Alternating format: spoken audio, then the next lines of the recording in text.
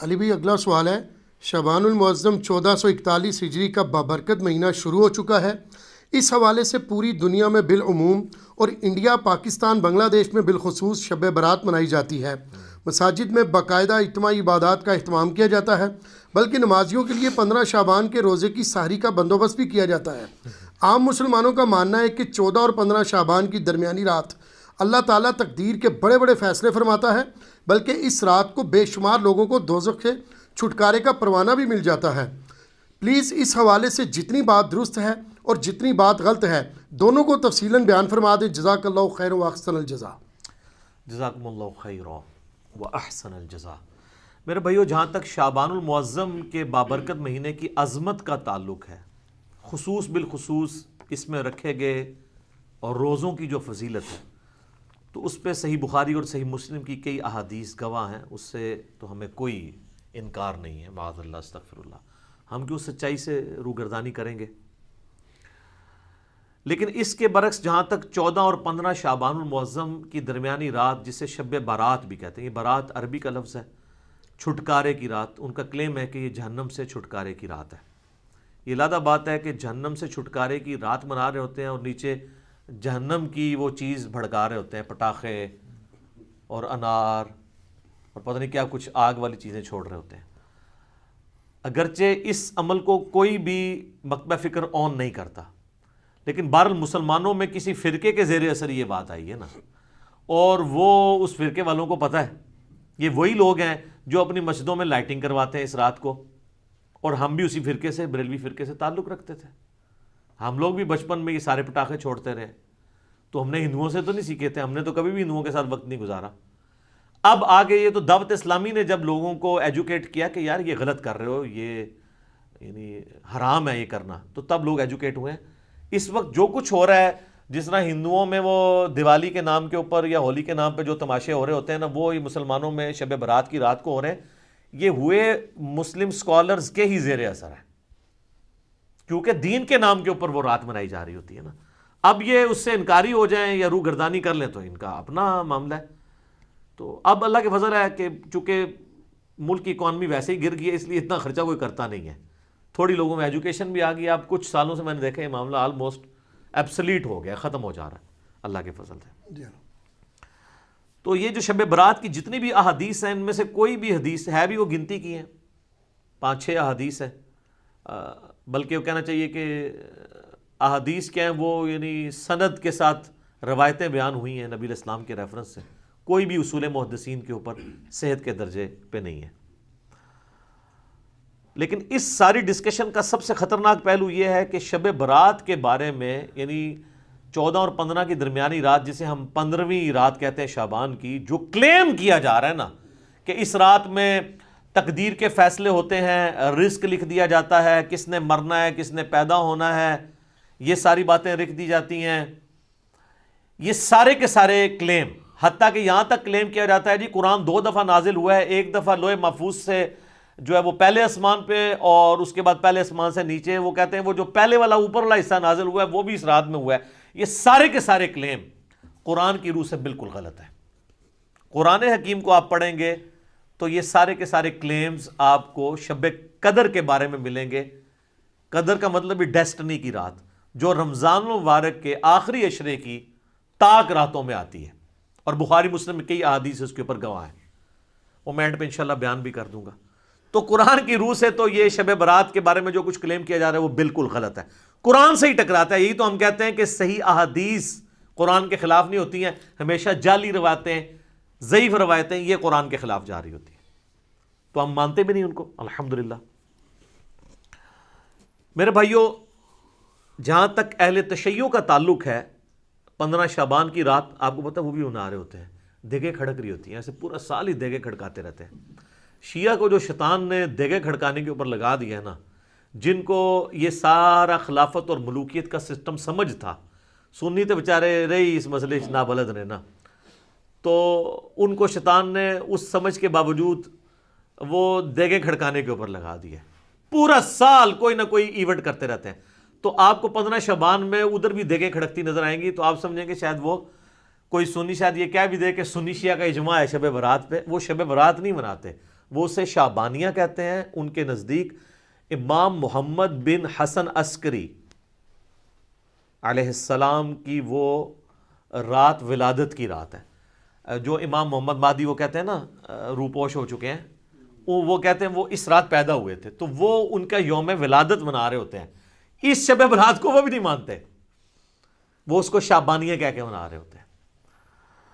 تو یہ میں نے کلیریفیکیشن ضروری سمجھی اس حوالے سے, بعض اوقات ذہن میں آ جاتا ہے نا. شب برات سے ریلیٹڈ میں نے مسئلہ نمبر نیو 44 بڑا ڈیٹیل ریکارڈ کروا دیا تھا 2017 کے اندر, 8 سے آلموسٹ 3 سال پہلے. نیٹی گریٹی اس تک کور کی تھی. اب میں وہ ساری کور کروں تو کم از کم 2 گھنٹے چاہیے. میں موٹی موٹی باتیں مقدمے کے طور پہ آپ کے سامنے رکھ دوں گا تاکہ آپ کو معاملات کلیئر ہو جائیں. سب سے پہلے تو شعبان المعظم کی فضیلت, اس کے اوپر ہم ڈسکشن کرتے ہیں خصوصاً روزوں کے اعتبار سے. تو اس حوالے سے صحیح بخاری اور صحیح مسلم کی متفقن علیہ حدیث ہے. سیدہ عائشہ سلام اللہ علیہا کہتی ہیں کہ اللہ کے محبوب صلی اللہ علیہ وآلہ وسلم رمضان کے سوا کسی اور مہینے میں کثرت سے روزے نہیں رکھتے تھے سوائے شعبان کے. یعنی رمضان کا تو پورا مہینہ ہوتا تھا, اس کے علاوہ سب سے زیادہ روزے جس مہینے میں رکھتے تھے وہ کون سا مہینہ ہوتا تھا؟ شعبان کا. حتیٰ کہ صحیح مسلم میں ہی ایک اور حدیث ہے, یہ پہلی حدیث تو متفقن علیہ تھی. متفقن علیہ کا مطلب ہے دونوں میں, بخاری مسلم میں. مسلم شریف میں ایک حدیث ہے, اما عائشہ کہتی ہیں کہ نبی صلی اللہ علیہ وآلہ وسلم بعض اوقات شعبان کا پورا مہینہ ہی روزے رکھتے تھے, کانٹینیوس پورا مہینہ. یعنی اتنی آپ کو محبت تھی شعبان کے روزوں سے. حتیٰ کہ بخاری اور مسلم میں ایک حدیث ہے, سیدہ عائشہ کہتی ہیں رمضان کے مہینے میں میرے جو روزے پیریڈز کی وجہ سے, حیض کی وجہ سے چھوٹ جاتے تھے نا, تو مجھے پورا سال موقع نہیں ملتا تھا کہ میں روزوں کی قضا دوں سوائے شعبان کے, کیونکہ شعبان میں نبی صلی اللہ علیہ وآلہ وسلم خود روزہ رکھتے تھے, تو مجھے موقع مل جاتا تھا کہ میں اپنے روزوں کی قضا کر لیتی تھی. اب سیدہ عائشہ نے کوڈ ورڈز میں بات کی ہے, لیکن اسی حدیث میں بخاری مسلم میں وہ جو حدیث کا راوی ہے وہ کہتا ہے کہ اما عائشہ یہ کہنا چاہ رہی ہیں کہ نبی علیہ السلام کی مشغولیت کی وجہ سے میں روزوں کی قضا نہیں دے پاتی تھی. اور اس کو سپورٹو وہ بخاری مسلم کی حدیث ہے. نبی صلی اللہ علیہ وآلہ وسلم نے فرمایا کہ کوئی عورت اپنے خاوند کی اجازت کے بغیر نفلی روزہ نہ رکھے, یہ اس کے لیے حلال ہی نہیں ہے. مراد یہ کہ دن کے وقت بھی میاں بیوی ازدواجی تعلق قائم کر سکتے ہیں. تو جو اما عائشہ کہتی ہے نا کہ میں نہیں تھی رکھ سکتی, یعنی نبی علیہ السلام کی اجازت نہیں ہوتی تھی, تو یہ جو لوگوں میں مشہور ہے کہ جی دن کے وقت کوئی ازدواجی تعلق میاں بیوی قائم نہیں کر سکتے, تو اس کی بھی نفی بخاری مسلم کی احادیث کی روشنی میں ہو گئی الحمدللہ. اب یہ روزے رکھنے کی وجہ کیا تھی, اس کو سپورٹو وہ حدیث ہے شعبان کے حوالے سے. سنن نسائی میں انٹرنیشنل نمبرنگ کے مطابق 2359 اور مشکات المصابی میں فٹ نوٹ پہ لکھی ہے 1305 نمبر جو حدیث ہے مشکات میں, اس کے فٹ نوٹ پہ شیخ زبیر زئی صاحب نے اس حدیث کی تصحیح کی ہے, اور اس حدیث کو شیخ البانی نے بھی صحیح کہا ہے.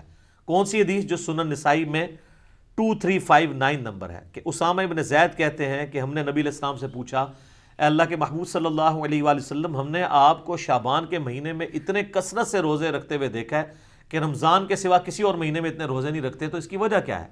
تو آپ صلی اللہ علیہ وآلہ وسلم نے فرمایا کہ یہ جو مہینہ ہے جو رجب اور رمضان کے درمیان آتا ہے. یہ آپ نے بات کیوں کی؟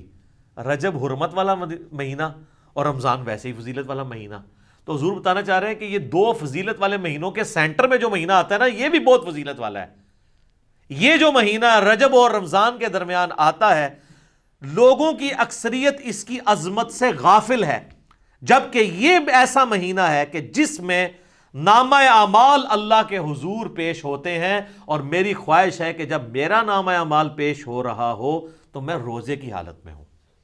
اچھا, اس سے یہ بات پتہ چل گئی کہ یہ بڑا اچھا موقع تھا کہ اللہ کے نبی کہہ سکتے تھے کہ 15 شعبان کی جو رات ہے نا, شب برات, اس رات میں نامہ اعمال پیش ہوتے ہیں, تو پھر ایک ہی روزہ رکھنا پڑتا. آپ پورا مہینہ رکھ رہے ہیں, کسی بھی وقت پیشگی ہو سکتی ہے. یہ بھی اس بات کو سپورٹو ہے یہ والی حدیث. اچھا, یہ جو نامہ اعمال پیش ہوتے ہیں نا, تو صحیح مسلم میں اور جامعہ ترمذی میں حدیث ہے, نبی علیہ السلام نے فرمایا کہ ہر پیر اور ہر جمعرات کو بھی نامہ اعمال اللہ کے حضور پیش ہوتے ہیں. سال میں پیش ہوتے ہیں شعبان کے مہینے میں, ہفتے میں 2 دن پیر اور جمعرات, حتیٰ کہ مسلم شریف میں حدیث ہے نبی علیہ السلام تو پیر اور جمعرات کا روزہ بھی رکھتے تھے اسی وجہ سے. اور ایک اور وجہ تھی جو مسلم شریف میں ہی آتا ہے, جب پوچھا گیا آپ پیر کا روزہ کیوں رکھتے ہیں تو آپ نے فرمایا فیہ ولدت و فیہ انزل علیہ, اس دن میں پیدا ہوا اور اس دن مجھ پہ پہلی وحی نازل ہوئی. یعنی جشن ولادت مصطفیٰ صلی اللہ علیہ وآلہ وسلم اور جشن نزول قرآن, یہ دونوں نبی علیہ السلام مناتے تھے. صحیح مسلم میں یہ حدیث موجود ہے پیر کا روزہ رکھ کے. تو یہ ہفتے میں 2 دن نامہ اعمال, کون کون سے دن؟ پیر اور جمعرات. اچھا روزانہ بھی نامہ اعمال پیش ہوتے ہیں سر؟ بخاری مسلم دونوں میں حدیث ہے, وہ بڑی مشہور حدیث کہ فجر کے وقت فرشتے آتے ہیں, وہ عصر کے وقت واپس چلے جاتے ہیں, اور عصر والے فجر کے وقت. اللہ پوچھتا ہے میرے بندوں کو کس حال میں پایا؟ تو کہتے ہیں جب گئے تھے فجر پڑھ رہے تھے تو آئے تھے تو عصر پڑھ رہے تھے. دوسرے کہتے ہیں جب گئے تھے تو عصر پڑھ رہے تھے تو آئے تھے تو فجر پڑھ رہے تھے. تو روزانہ بھی 2 دفعہ نامہ اعمال پیش ہوتے ہیں. لہٰذا ان چیزوں کو مکس نہیں کرنا چاہیے. میں ساتھ ساتھ کلیریفائی کر رہا ہوں, آپ دیکھیں آپ کتنے اہم ہیں. پوری کی پوری جو مخلوقات ہیں وہ انسان کی خدمت میں لگی ہوئی ہیں. فرشتے بھی یہی کام کر رہے ہیں کہ اللہ کو رپورٹ کر رہے ہیں کہ تیرا فلاں بندہ یہ کر رہا ہے, یہ کر رہا ہے. یعنی یہ ساری کی ساری انسانیت اللہ تعالیٰ کی یعنی کریشن کا کلائمیکس ہے. لقد خلقنا الانسان فی احسن تقویم. اللہ تعالیٰ نے اس کو بہترین تقویم کے اوپر پیدا کیا ہے, الحمدللہ. اچھا میرے بھائیو, شعبان المعظم سمیت باقی سارے مہینوں میں 11 روزے تو اللہ کے نبی علیہ السلام ان احادیث کے تحت رکھ لیتے تھے. 8 روزے تو بن گئے نا. اگر آپ ایک مہینے میں 4 لگائیں, ہفتے 4 ہی ہوں گے نا, 28 دن ہوں گے تو 4 میں آپ 4 پیر اور 4 جمعرات کتنے ہو گئے؟ 8. اور 3 روزے ایام 20 کے, جب چاند گول ہو جاتا ہے 13, 14 اور 15 چاند کی, ایام 20 کا روزہ اسے کہتے ہیں, جب خوب روشن ہو. یعنی اس کو روشنی کے لیے لفظ 20 کا لفظ استعمال ہوتا ہے. عربی میں کہیں گے تو بعد ہے, بیض بنے گا, اور اردو میں ایام 20. تو وہ 13, 14, 15 کے, اس کو سپورٹیو حدیث ہے بخاری مسلم دونوں میں. سیدنا ابو ہریرہ کہتے ہیں مجھے نبی صلی اللہ علیہ وآلہ وسلم نے وصیت کی تھی 3 کاموں کی. نمبر 1 مہینے میں 3 روزے. نمبر 2 روزانہ اشراق کی نماز, اسی کو چاشت بھی کہتے ہیں, اسی کو دوحہ بھی کہتے ہیں, اسی کو اوابین بھی کہتے ہیں. یہ جو مغرب والی اوابین ہے نا, یہ بابوں کی ہے. تو پھر ہم کیوں نہ عرض کریں کہ مرنے سے پہلے اے مسلمان کر لے اس پہ غور, کتابوں کا خدا اور ہے, بابوں کا خدا اور. مسلم شریف میں اوابین کی نماز چاشت اور اشراق کی نماز کو کہا گیا, توبہ کرنے والوں کی نماز. تو 3 کاموں کی نصیحت کی. نمبر 1 3 روزے مہینے میں. نمبر 2 اشراق کی نماز یا چاشت کی نماز یا دوحہ کی نماز یا اوابین کی نماز روزانہ 2 نفل. اور تیسرا سونے سے پہلے وتر. ویسے افضل تو آخری پہر میں ہے, لیکن جو آخری پہر میں نہ اٹھ سکتا اس کے لیے افضل ہے رات کو سونے سے پہلے وتر پڑھ لے. صحیح مسلم میں حدیث ہے, اما عائشہ کہتی ہے کہ نبی علیہ السلام کم از کم مہینے میں 3 روزے ضرور رکھا کرتے تھے, اور بعض اوقات اس چیز کی بھی پرواہ نہیں کرتے تھے کہ وہ دن کون سے ہیں. یعنی عمومی عمل تو 13, 14, 15 کا تھا, اس کے علاوہ بھی آپ 3 کی گنتی آپ نے پوری کرنی ہوتی تھی اگر کبھی رہ بھی جائیں, لیکن عمومی عمل وہی تھا. اس کو سپورٹیو حدیث سنن نسائی میں ابن عباس رضی اللہ تعالیٰ عنہ کہتے ہیں کہ نبی علیہ السلام سفر میں بھی اور حضر میں بھی ایام 20, 13, 14, 15 کے روزہ نہیں چھوڑتے تھے. یعنی آپ علیہ السلام کو ان روزوں سے اتنی محبت تھی. اور بخاری اور مسلم دونوں میں حدیث ہے کہ مہینے میں 3 روزے رکھنے والا, یہ ایام 20 کے, خواہ وہ 13, 14, 15 کو رکھ لیے جائیں یا کبھی کسی بھی وقت رکھ لیے جائیں, یہ بھی آسانی دے دی ہے. پورے مہینے میں کبھی 3 کی گنتی, چاہے کٹھی پوری کریں, الگ کر کے پوری کریں. بخاری مسلم کے الفاظ ہیں جو یہ 3 روزے رکھ لے گا وہ گویا ایسا ہے کہ اس نے ہمیشہ کے روزے رکھے ہیں. سبحان اللہ, لیکن مشکل ہے یہ کام بھی. 36 روزے یہ بھی بن جاتے ہیں سال کے, تو آڑے سے سان کام دس دینے. تو صحیح مسلم میں, جامعہ ترمذی میں, سنن ابی داؤد میں, سنن نسائی میں, سنن ابن ماجہ میں, 5 کتابوں میں, یہ جو 6 پڑھی ہیں نا, مشکات میں بھی آ گیا, وہ تو اسی کے نوٹس ہیں نا. یہ جو آپ کے سامنے 7 کتابیں پڑھی ہیں اس میں سے صرف بخاری کو نکال دیں, باقی ساری کتابوں میں حدیث ہے انکلوڈنگ صحیح مسلم کہ نبی علیہ السلام نے فرمایا جس نے رمضان مبارک کے روزے رکھے اس کے بعد شوال کے 6 روزے رکھ لیے, وہ گویا ایسا ہے کہ اس نے زمانے بھر کے, پورے سال کے, پوری زندگی کے روزے رکھ لیے. الحمدللہ, کتنی بڑی آسانی ہے. اور اس میں یہ بھی شرط نہیں ہے کہ آپ نے 7 ہی شروع کرنے ہیں, اور یہ بھی شرط نہیں کہ ایک ساتھ رکھ لیں باقی بعد میں رکھ لیں. پورے مہینے میں جس وقت مرضی رکھ لیں. ساتھ رکھنے کا یہ فائدہ ہوتا ہے، ایک روٹین بنی ہوتی ہے تو رکھے جاتے ہیں۔ الحمدللہ میں تو جب سے یعنی بالغ ہوا ہوں روزے رکھ رہا ہوں، ہم ساتھ ہی کوشش کرتے ہیں کہ یہ روزے مکمل کر لیے جائیں، تاکہ یہ پورے مہینہ 3 روزے نہیں رکھ سکتے تو یہ 6 روزے رکھ کے تو ہمیشہ کے روزوں کا ثواب کمائیں جی۔ اچھا یہ بعض لوگ پریشان ہوتے ہیں کہ یار مشقت کم ہو رہی ہے، ثواب زیادہ، یہ کیسے پاسبل ہے؟ سر اللہ تعالیٰ نے نبی علیہ السلام کو ہر طرح کے لوگوں کے لیے پیغمبر بنا کے بھیجا ہے، آسانیاں بھی رکھی ہیں۔ ایک آپ کو اور بڑی آسانی بتاؤں جو میں اس کو آج فیل کر سک رہا ہوں، میری سالوں روٹین تھی، یہ میں کوئی تکبر کے طور پہ نہیں بتا رہا، صرف سمجھانے کے لیے، فجر سے اشراق تک مسجد میں بیٹھنے کی ایک بڑا پرسکون وقت ہوتا ہے، بندہ اذکار کر لیتا ہے۔ لیکن جب سے یہ آپ کو پتہ ہے دعوت کے والے سے ازمائش شروع ہوئی ہے تو اب تو یہ امپاسبل ہو گیا۔ تو ہمارے لیے پھر وہ آسان وظیفہ ہے۔ صحیح مسلم میں حدیث ہے، سیدہ جویریہ نبی علیہ السلام کی بیوی، نبی علیہ السلام ایک دفعہ، آپ کی بھی عادت تھی، صحیح مسلم شریف میں ہی آتا ہے، آپ علیہ السلام مسجد میں بیٹھے رہتے تھے حتیٰ کہ سورج انتہائی بلند ہو جاتا، اور صحابہ کے الفاظ ہیں کہ آپ مجلس کیا کرتے تھے۔ میں نے اسی سے اپنی نام مجلس رکھا تھا، مجلس نمبر 1 میں نے حدیث بھی بتائی تھی مسلم شریف کی۔ اور اس دوران ہم زمانہ جاہلیت کے واقعات کو یاد کر کر کے نا ہنسا کرتے تھے، نبی اسلام ہی ہمارے ساتھ مسکرا دیتے تھے کہ اسی فلانے دربار تے دیگاں چڑھاندے ساں۔ آج کے دور میں، اس وقت بتوں میں چڑھائی جاتی تھی نا، تو حضور بھی یعنی وہ کہتے تھے شکر اللہ نے ہمیں ہدایت دی۔ تو صحیح مسلم ایک حدیث ہے کہ نبی علیہ السلام ایک دفعہ نماز پڑھ کے، آپ کو کہیں کام تھا، آپ گھر آئے پھر کہیں گئے، تو جاتے وقت آپ نے دیکھا کہ سیدہ جویریہ آپ کی بیوی جو ہے وہ مصلی پہ بیٹھی ہیں، آپ کافی دیر بعد واپس آئے، سورج کافی بلند ہو چکا تھا، تو آپ نے کہا تم صبح سے ابھی تک بیٹھی ہو؟ کہا یا رسول اللہ، فرمایا دیکھو تم صبح سے بیٹھی ہو اور میں نے تمہارے آنے کے بعد 4 کلمات 3 دفعہ پڑھے اور مجھے تم سے زیادہ ثواب مل گیا۔ ان کو یا رسول اللہ کون سے؟ فرمایا سبحان اللہ وبحمدہ عدد خلقہ ورضا نفسہ وزنۃ عرشہ ومداد کلماتہ۔ سبحان اللہ وبحمدہ کے ساتھ یہ 4 کلمات، یہ 3 دفعہ پڑھنے ہیں، صبح شام کے اذکار میں بھی ہم نے ڈالی ہوئی حدیث صحیح مسلم کی، تو مجھے اس سے زیادہ ثواب مل گیا۔ اچھا مجھے بتائیں، نبی علیہ السلام کوئی نعوذ باللہ سست تھے دعوت کے والے سے، دین کی پریکٹس کرنے کے والے سے؟ تو اگر حضور علیہ السلام کو یہ ثواب مل رہا ہے تو مجھے آپ کو کیوں نہیں ملے گا؟ Point to be noted. وہ تو ڈیڈیکیٹڈ تھے نا دین کے لیے، وقف تھے نا، اللہ کے پیغمبر تھے۔ اگر یہ سب کچھ ہونے کے باوجود وہ بھی یہ سکپ کریں اور ان کو ثواب ملے، ہم تو پھر بھی اپنی دنیاوی کمزوریوں کی وجہ سے، مجبوریوں کی وجہ سے یعنی یہ اہتمام نہ کر سکیں تو ہمیں تو بدرجہ اولیٰ مل جائے گا، تو یہ ثواب اس سے زیادہ ثواب مل جائے گا۔ تو یہ اللہ تعالیٰ نے آسانیاں رکھی۔ میں نے اس لیے بتایا کہ وہ شوال کے 6 روزے 3 روزوں کے ایکویلنٹ کس طرح بن جائیں گے، ہر مہینے کے 3 روزے، تو یہ اللہ تعالیٰ نے آسانیاں رکھی ہوئی ہیں، آپ کو ثواب مل جائے گا۔ صحیح مسلم شریف میں حدیث ہے نا، تم میں سے کسی کی استطاعت ہے کہ وہ 3 قرآن روزانہ پڑھ لے ایک شب میں؟ صحابہ نے کہا یہ کون کر سکتا ہے؟ یہ تو صوفیاء ہی کر سکتے ہیں۔ یعنی میں آج کے دور میں بات کر رہا ہوں، 8 قرآن تے 3 قرآن تے 61 قرآن تے وہ جو فضائل مال میں اتنی کہانی ہے، تو وہ میری آپ مجلس نمبر 100 دیکھ لیں، کتابوں کا خدا اور بابوں کا خدا۔ تو آپ نے فرمایا سورہ اخلاص پڑھ لو، 3 قرآن کے برابر ہے۔ تو اب 3 قرآن کے برابر آپ کو ثواب، 10 پاروں کے برابر ثواب ملتا ہے۔ اللہ سے اچھا گمان رکھیں، بخاری مسلم میں حدیث ہے، میں اپنے بندے کے گمان کے قریب ہوں، جیسا وہ میرے بارے میں گمان کرے، تو انشاءاللہ ثواب تو ملے گا۔ یہ اللہ تعالیٰ نے آسانیاں بھی رکھی ہیں، اللہ تو سب کہنا ہے جی الحمدللہ۔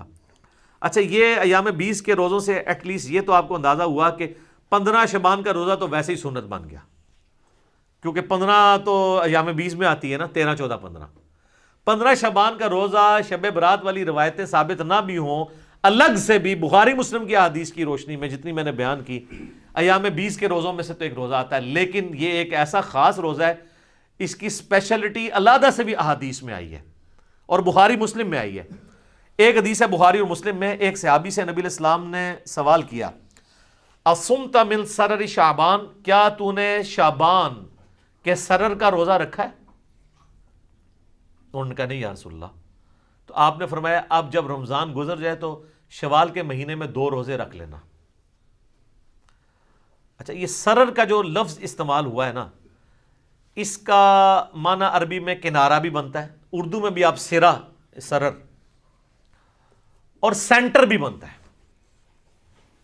اس حدیث میں کلیئر نہیں کہ نبی علیہ السلام کس روزے کی بات کر رہے تھے، پہلے عشرے کا آخری روزہ یا آخری عشرے کا آخری روزہ یا درمیانے کا آخری روزہ یا درمیان والا روزہ، کون سا روزہ؟ اس کو سپورٹیو ایک حدیث ہے صحیح مسلم میں 2745 انٹرنیشنل نمبر کے مطابق، اس میں الفاظ ہیں کہ سرتی ھذا الشہر، اس مہینے شعبان کے جو سرہ کا، سرہ کسے کہتے ہیں عربی میں؟ ناف کو، نیول، وہ نا فوق السرہ اور تحت السرہ، ناف کے نیچے ناف کے اوپر، اللہ سرہ نہیں ہے، فوق ہے، فوق اینو کہتے ہیں، اللہ ہوتا ہے ایگزیکٹ، اپون اینڈ بلو، نٹ آن، تو یہ بھی آلموسٹ سینٹر آف گریوٹی بن رہا ہوتا ہے جسم کا سینٹر، تو ناف کا، شعبان کے ناف کا روزہ رکھا ہے، تو اچھا یہ لفظ جو ہے نا وہ کھوکھلی چیز کے لیے بھی استعمال ہوتا ہے، اس لیے سینٹر کے لیے بھی استعمال ہوتا ہے، تو وہ جو کسی ایک چیز کو اندر سے ہالو کیا جائے وہ بھی سینٹر بن رہا ہوتا ہے، تو اس سے 15 شعبان کا روزہ ہی ثابت ہوتا ہے، اور اس میں میرا تفرد نہیں ہے، اہل سنت میں ایک بہت بڑا ایک مکتب فکر جو اہل حدیث سے نکلا ہے، جماعت المسلمین والے، وہ تو اس روزے کو واجب کہتے ہیں، ہم اسے واجب نہیں سمجھتے، سنت ہے، وہ کہتے ہیں وہ جو نبی علیہ السلام نے کہا تھا اگر چھوٹ کے تو 2 رکھنا، تو ہم کہتے ہیں وہ تو خاص لوگوں کے لیے آپ نے فرما دیا، امت کے لیے عام نہیں فرمایا، امت کے لیے نہیں، ان کے لیے، وہ تو نابینے کو بھی بخاری مسلم میں آتا ہے، آپ نے کہا تھا اذان کی آواز آتی ہے نماز مسجد میں ہی پڑھنی ہے، ہمارے لیے حدیثیں ہیں کہ خوف، بارش، کرونا جو بھی ہو اجازت ہے، ہمارے لیے ذرا آسانی ہے، ڈیفرنٹ ہے۔ تو دوسری طرف جو لوگ ہیں نا 15 شعبان کے روزے کے مخالف، وہ کہتے ہیں کہ جی یہ دیکھیں نا جی، یہ وہ ایام 20 کا روزہ آپ 15 کا رکھتے تھے، 15 شعبان کا نہیں رکھتے، چلو سر آپ 15 شعبان کی نیت نہ کریں، ایام 20 کی کر لیں، کہتے ہیں اس لیے اس کے ایکویلنٹ 2 رکھوائے جا رہے ہیں، تو سر 3 کے ایکویلنٹ 2 نہ رکھوائے جاتے ہیں، ایام 20 تو 3 ہے، تو آپ کہتے ہیں کہ 3 روزے رکھو شوال میں، ایک کے بدلے 2 رکھوائے پلنٹی کے طور پہ، تو 15 شعبان کے روزے کی بات، ویسے تو آپ رکھیں 13 14 15 تینوں، لیکن ایٹ لیسٹ 15 کا تو رکھیں، ہماری تو کوشش ہوتی ہے کہ رکھا جائے، یہ روزہ رکھا جائے، ثواب اس کی فضیلت حاصل کی جائے، نبی علیہ السلام کا پسندیدہ ہے۔ اب میرے بھائیوں ایک اور حدیث جو جامعہ ترمذی میں اور سنن ابن ماجہ میں موجود ہے کہ نبی علیہ السلام فرمایا کہ جب شعبان کا نصف گزر جائے تو پھر کسی کے لیے جائز نہیں کہ وہ روزہ رکھے۔ اس کی حکمت کیا ہے کہ رمضان کو پروٹوکول دینا ہے، فرض روزوں کو۔ اس حدیث سے بھی پتہ چلا کہ وہ جو سرے کا روزہ تھا نا، سرر شعبان، وہ آخری عشرہ تو نہیں بنتا، کیونکہ 15 کے بعد تو آپ اجازت نہیں دے رہے روزہ رکھنے کی، 15 تک اجازت ہے، تو پھر سرا 15 بن گیا، کیونکہ اگلے 15 میں تو اجازت ہی نہیں ہے۔ البتہ ایک ایکسیپشن ہے، بخاری مسلم میں حدیث ہے، نبی علیہ السلام فرمایا کوئی شخص شعبان کے آخری 2 دن، رمضان سے 1-2 دن پہلے روزہ نہ رکھے، سوائے اس شخص کے جو پورا شعبان ہی روزے رکھ رہا ہو، اس کو اجازت ہے کہ وہ رکھ سکتا ہے، باقیوں کے لیے 15 آخری روزہ ہے، 15 کے بعد روزہ نہیں رکھ سکتے۔ تو یہ بھی سپورٹیو حدیث ہے سرر شعبان کو کہ وہ سینٹر میں روزہ بنتا ہے۔ اچھا، تو میں ریکویسٹ کروں گا اپنے بھائیوں سے کہ بخاری مسلم کی جو حدیث ہے سرر شعبان کے روزے والی، اللہ کا نام لے کے روزہ رکھ لیں، 15 شعبان کا کم از کم رکھیں، اگر 3 دن نہیں رکھ سکتے اور اس فضیلت سے محروم نہ ہو۔ ختم سحری کا وقت آپ اپنے چارٹ کے اوپر چیک کر لیں۔ اچھا، ختم سحری بڑا آسان بھی ہے، کوئی آپ کو ایپ بھی کرنے کی ضرورت نہیں ہے، آپ لائیو گوگل میں اگر لکھیں نا تو سن رائز ٹوڈے، فجر ٹوڈے، اور اپنے سٹی کا نام، وہ سارے نمازوں کے ٹائمنگ دے دیتا ہے، شافعی حنفی سارے دیتا ہے، وہ صرف عصر میں ہی فرق ہے نا شافعی حنفی کا، باقی تو سارے سیم ہی ہیں، تو وہ روزہ ضرور رکھا جائے۔ اس دفعہ امید ہے یہ آلموسٹ 4:30 کے قریب ختم سحری ہو رہی ہوگی جہلم میں، راؤنڈ اباؤٹ، اور افطار 6:30 کے بجے شام، باقی آپ دیکھ لیجئے گا، میں نے آپ کو اپروکسیمیٹلی بتا دیا۔ اب آ جائے میرے بھائیوں، جو شب برات کی فضیلت کے حوالے سے بات کی جاتی ہے، تو ایک جو فضیلت بیان کی جاتی ہے، میں بعد میں حدیث بیان کرتا ہوں، اس میں ایک چیز تو جنرل ہے، بخاری مسلم میں وہ روزانہ فضیلت ہے، نہ اس میں شب قدر نہ شب برات کو بھی دخل ہے۔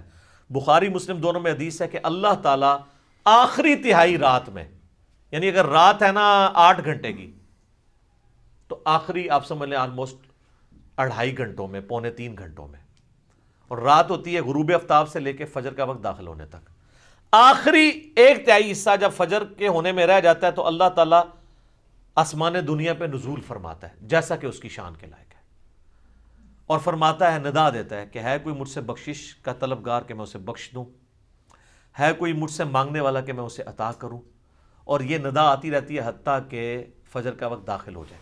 تو یہ تو روزانہ ہو رہا ہے، اس میں نہ رمضان کی لیلۃ القدر کو کوئی دخل ہے، نہ ان کی بنائی ہوئی شب برات کو کوئی دخل ہے، یہ تو روزانہ ہی ہے شب قدر، البتہ آخری تہائی رات میں۔ شب قدر جو رمضان والی فضیلت ہے وہ یہ ہے کہ غروب آفتاب سے لے کے فجر تک پوری رات وہ رہتی ہے فضیلت، تو وہ تو ایک رات ہے نا، باقی تو ہر رات میں اللہ تعالیٰ آسمان دنیا میں نزول فرماتا ہے جیسا کہ اس کی شان کے لائق ہے۔ اس کی کوئی تفصیل نہیں کہ جی آج جناب امریکہ میں اس وقت دن ہے تو ادھر رات ہو گئی ہے تو کتنے ہے، یہ متشابہات ہیں، یہ ہمارے فریم آف ریفرنس سے بات ہے، باہر ہیں یہ چیزیں، ان کے اوپر، ان باتوں کے اوپر ہمیں ڈسکشن سے منع کیا گیا ہے، متشابہات کے اوپر۔ سورہ ال عمران کی آیت نمبر 7 ہے کہ جن لوگوں کے دلوں میں ٹیڑھ پن ہوتا ہے وہ متشابہات کے پیچھے لگتے ہیں۔ ہمارے پاس ڈیٹا ہی نہیں ہے اس کا، اس لیے اس کو ویل لیفٹ کرنا چاہیے۔ تو وہ حدیث بڑی مشہور حدیث ہے، جامعہ ترمذی میں 739 انٹرنیشنل نمبر کے مطابق، سنن ابن ماجہ میں 1389 اور مشکات میں بھی موجود ہے 1299۔ اور اس حدیث کے ساتھ مزے کی بات ہے، امام ترمذی نے اس کے اوپر جرا کر کے ساتھ لکھا ہے یہ روایت منقطع ہے، نہ تابعی کی ملاقات تبع تابعی سے ثابت ہے، نہ تابعی کی ملاقات صحابی سے ثابت ہے، دو انقطاع ہیں۔ حتیٰ کہ امام ترمذی نے اس حدیث کے ساتھ لکھا ہے کہ میں نے اپنے استاد امام بخاری سے یہ پوچھا تو امام بخاری بھی اس حدیث کو ضعیف بتاتے تھے، امام بخاری بھی، ترمذی بھی۔ اور ڈاکٹر طاہر القادری صاحب اپنے شب برات کے لیکچر میں یہ حدیث ترمذی سے کھول کے پڑھ رہے، کہتے ہیں ترمذی پڑھ رہا ہوں صحاح ستہ میں سے، اور وہ حدیث پڑھنے کے بعد نا اینڈ پہ ٹھٹک گئے، کیونکہ اس کے بعد لکھا ہوا تھا، ان کو تو پتا تھا نا کہ امام ترمذی کہہ رہے کہ نہ میرے نزدیک یہ روایت ٹھیک ہے نہ امام بخاری کے نزدیک۔ تو ڈاکٹر صاحب ہم تو آپ کے دلائل بھی سامنے رکھتے ہیں، آپ ذرا جرت کرتے ہیں نا اور لکھتے کہ امام ترمذی نے اور بخاری نے کہانی کرائی ہے، میں وڈا کوئی اسکالر ہوں، محدث ہوں۔ ویسے تو آپ البانی کے اوپر بھی جرا کرتے ہیں کہ البانی کو کیا اختیار ہے کہ جن حدیثوں کو امام بخاری یا امام ترمذی لے کے ہیں تو یہ ضعیف کہہ دے یا صحیح کہہ دے۔ تو آپ نے بھی تو یہی کام ڈالا ہے امت کے ساتھ، آپ نے وہ کیوں نہیں آگے پڑھا؟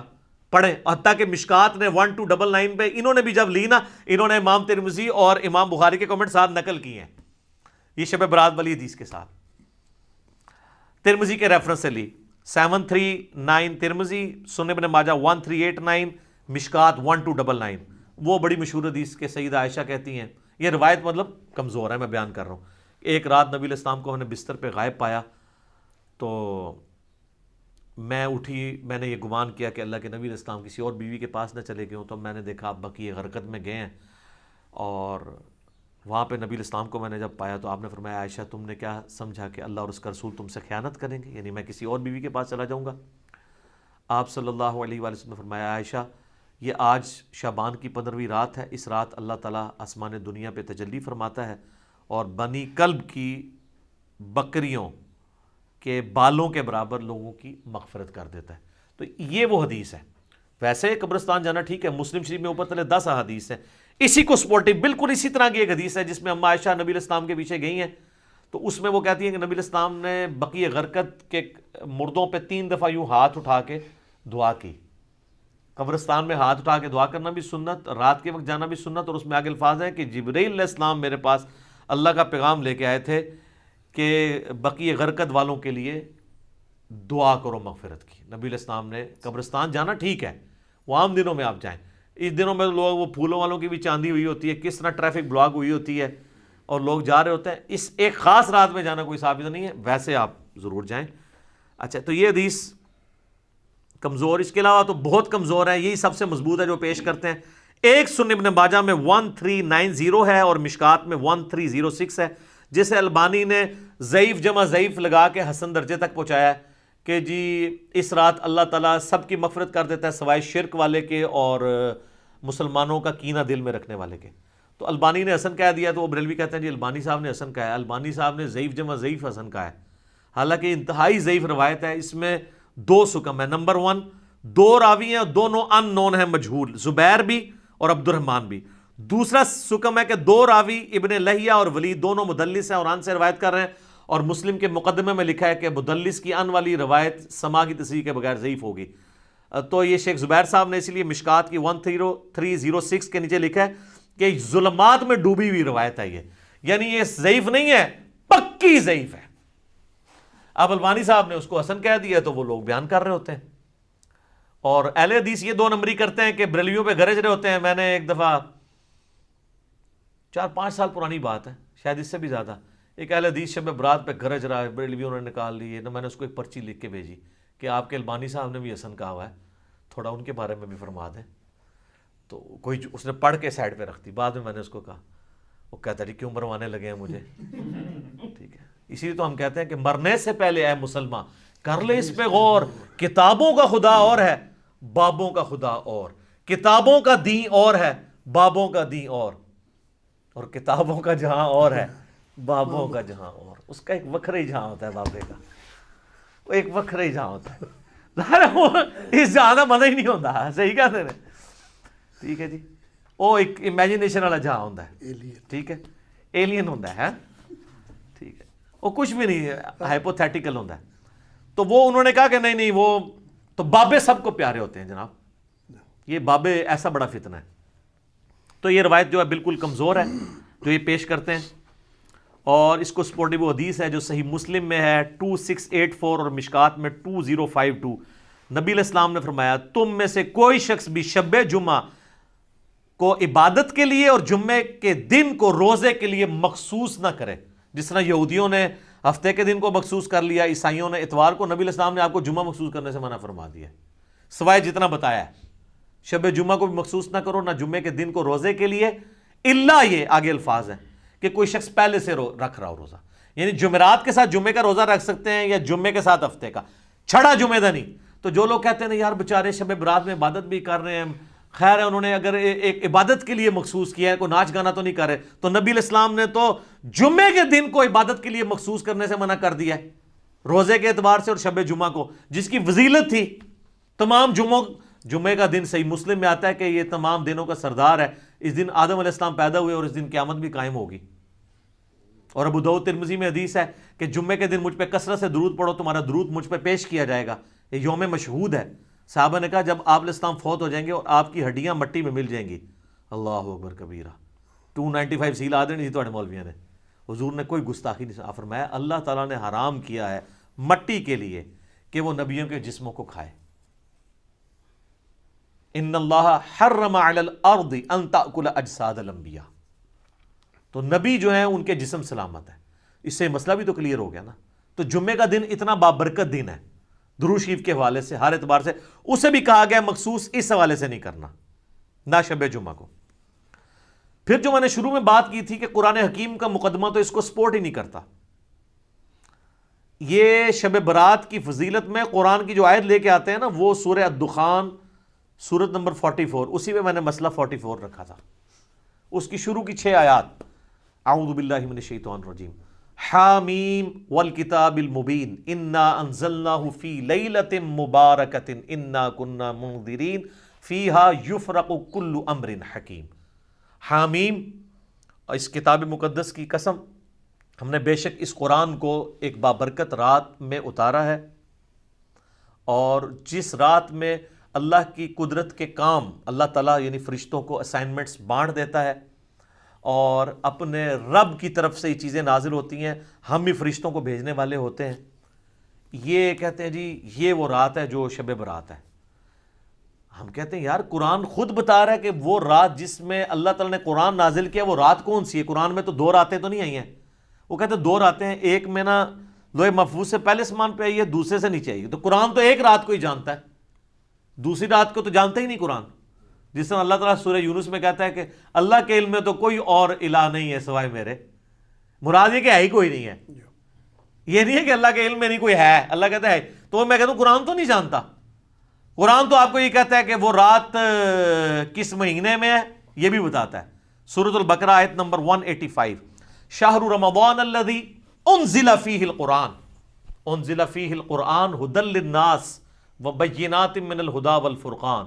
رمضان کا مہینہ وہ ہے جس میں قرآن نازل ہوا جو سراپا ہدایت ہے جس میں ہدایت کے روشن دلائل ہیں اور یہ حق اور باطل میں تمیز کرنے والی کتاب ہے۔ بلکہ صحیح بخاری میں تو آیا محمد فرق بین الناس، محمد صلی اللہ علیہ وآلہ وسلم بھی لوگوں میں حق اور باطل میں فرق کرنے والی شخصیت ہے۔ تو یہ آ گیا، اور اسی پہ اللہ نے نہیں چھوڑا صرف رمضان میں، بلکہ یہ بھی بتا دیا کہ سورۃ القدر سورت نمبر 97 پوری کی پوری نازل کر کے یہ بھی بتا دیا کہ رمضان کا وہ دن نہیں تھا بلکہ رمضان کی رات تھی جس میں اللہ تعالیٰ نے اس قرآن کو نازل فرمایا۔ اور یہ جناب شب قدر لیلۃ القدر کی فضیلت ہے کہ اس کی فضیلت میں پوری سورت نازل ہوئی ہے، 97 نمبر سورت قرآن پاک کی۔ اعوذ باللہ من الشیطان الرجیم، بسم اللہ الرحمن الرحیم۔ انا انزلناہ فی لیلۃ القدر، بے شک ہم نے اس قرآن کو نازل کیا فیصلوں والی رات میں، ڈیسٹنی والی رات میں، عزت والی رات میں۔ یہ تمام ترجمے درست ہیں۔ وما ادراک ما لیلۃ القدر، اور تم کیا جانو کہ وہ عزت والی رات کون سی رات ہے، کیا اس کی اہمیت ہے۔ لیلۃ القدر خیر من الف شہر، یہ ایسی رات ہے جو 1000 مہینوں پر بھاری ہے، 80 سال سے زیادہ کا ثواب ملتا ہے اس ایک رات میں عبادت کرنے کا۔ تو 80 سال تو عمر ہی بڑے لوگوں کی کم ہوتی ہے، کم لوگوں کی۔ تنزل الملائکۃ والروح فیہا باذن ربہم، اس رات میں فرشتے نازل ہوتے ہیں اور روح قدس جبرائیل علیہ السلام بھی اپنے رب کے اذن سے، من کل امر، ہر طرح کا کام لے کے۔ وہی جو آیا تھا فیہا یفرق کل امر حکیم، جو یہ کہتے ہیں جناب آج پتے کٹ جانے نے، وہ سر وہ پتے کٹتے تھے شب قدر وچ، شب برات وچ نہیں۔ سلام، یہ رات سراپا سلامتی ہے۔ ہی حتی مطلع الفجر، اور یہ سلامتی کا سلسلہ فجر کے وقت داخل ہونے تک جاری رہتا ہے۔ تو اس کی خصوصیت ہے کہ مغرب سے لے کے فجر تک رہتا ہے، باقی بخاری مسلم میں روزانہ ہی رہتا ہے لیکن آخری 1/3 رات کے اندر۔ پھر بخاری و مسلم دونوں میں حدیث ہے، نبی صلی اللہ علیہ وآلہ وسلم نے فرمایا جس نے ایمان اور احتساب کے ساتھ شب قدر کا قیام کیا اللہ تعالیٰ اس کے پچھلے سارے گناہ معاف کر دے گا۔ جناب کتنی بڑی فضیلت ہے۔ اور اس کا بھی شارٹ کٹ آپ کو بتا دیتے ہیں۔ صحیح مسلم میں حدیث ہے، سیدنا عثمان غنی رضی اللہ تعالیٰ عنہ علیہ السلام کہتے ہیں کہ میں نے خود نبی علیہ السلام سے سنا تھا جس نے عشاء کی نماز جماعت سے ادا کی بشرطے کہ اس کی رکعت فوت نہ ہو، وہ جماعت شمار ہوگی، چاروں رکعتیں، گویا اس نے آدھی رات کا قیام کیا۔ اور جس نے پھر فجر بھی جماعت سے پڑھ لی، کوئی رکعت فوت نہ ہو، تو پوری رات کا قیام۔ تو جو شخص رمضان کے اندر عشاء اور فجر کی نماز رکعت فوت ہوئے بغیر جماعت سے پڑھ لے، اسے روزانہ طاق کیا جفت بھی آپ سارے بناتے جائیں، آپ اہتمام کریں تو آپ کو پوری رات کے قیام کا ثواب ملے گا۔ جس طرح میں نے بتایا مسلم شریف میں حدیث ہے کہ اشراق تک بیٹھنے سے زیادہ ثواب ہے، سبحان اللہ وبحمدہ عدد خلقہ ورضا نفسہ وزنۃ عرشہ ومداد کلماتہ۔ اور مسلم شریف میں حدیث ہے شوال کے 6 روزوں کا ثواب گویا پورے سال کے روزوں کا ثواب ہے، رمضان کے بعد رکھ لیے جائیں۔ شارٹ کٹس بھی اللہ تعالیٰ نے ہمیں دیے ہیں آسانی کے لیے تاکہ جو سست الوجود لوگ ہیں وہ اس سے فائدہ اٹھا سکیں۔ اور بخاری مسلم دونوں میں حدیث ہے، نبی علیہ السلام نے فرمایا کہ بڑی لمبی حدیث ہے، آپ نے پہلے 10 دن اعتکاف کیا، پھر آپ نے حجرے سے سر مبارک باہر نکالا، فرمایا اس عشرے میں وہ رات نہیں ہے۔ پھر اگلے 10 دن فرمایا اس میں بھی نہیں ہے، 20ویں روزے کے بعد نکلے، پھر آخری 10 دن میں آپ کو رات ملی تو آپ نے فرمایا کہ تم رمضان مبارک کے آخری عشرے میں سے اس کی طاق راتوں میں تلاش کرو، یعنی 21ویں 23ویں 25ویں 27ویں اور 29ویں جو آخری عشرے کی طاق راتیں بنتی ہیں۔ بہتر ہے جفت بھی کر لیں کیونکہ چاند کے بھی جھگڑے یہاں پہ رہتے ہیں، بہتر ہے پورا رمضان ہی کریں اور اس شب قدر کی فضیلت کو، لیلۃ القدر کی فضیلت کو حاصل کریں۔ یہ جتنی باتیں آپ کو بتا رہے ہوتے ہیں جس رات کے بارے میں وہ رمضان کے آخری عشرے میں آنی ہے۔ یہ شب برات والی روایتیں بالکل کمزور ہیں۔ ایک جو شعب الایمان امام بیہقی کی کتاب میں ایک تابعی سے صحیح سند سے ثابت ہے، مکحول تابعی، وہ یہ کہتے ہیں کہ اس رات اللہ تعالیٰ آسمان دنیا پہ نزول فرماتا ہے، یعنی شعبان کی 15ویں رات، اور جو لوگوں سے بغض نہیں رکھتے اور شرک نہیں کرتے ان کے سوا، یعنی ان لوگوں کو اللہ تعالیٰ بخش دیتا ہے، ان کے سوا باقی لوگوں کی بخشش نہیں ہوتی۔ لیکن یہ تابعی کا قول ہے، اور امام مسلم نے مقدمے میں لکھا ہے کہ تابعی اگر صحابی کا نام لیے بغیر، سند بیان کیے بغیر روایت بیان کرے گا تو وہ روایت مردود ہوگی، کیونکہ سند پوری نہیں، کیونکہ اکثر روایتیں تو تابعین کے ذریعے امت کے اندر آئی ہیں نا، جو غلط روایتیں ہیں، ہوتا شیطان ان کو بتا گیا ہو. ہاں جی، عبداللہ ابن مسعود، صحیح مسلم کے مقدمے میں آتا ہے، عبداللہ ابن مسعود کہتے ہیں بعض اوقات شیطان کسی مجمع میں اتر کے حدیث بیان کر کے چلا جاتا ہے اور تمہیں پتہ نہیں ہوتا یہ بندہ کون ہے. تو جب تک پوری تحقیق نہ ہو حدیث آگے بیان نہیں ہوگی. جب تک کوئی تابعی یہ نہیں بتاتا کہ نبی الاسلام تک اس کا واسطہ کیا ہے تو اس کی روایت مردود ہے، نہیں ایکسیپٹ کی جائے گی. اور تابعین کے دور میں یہ سارا مسئلہ کھڑا ہوا ہے. صحیح مسلم کا مقدمہ پڑھیں.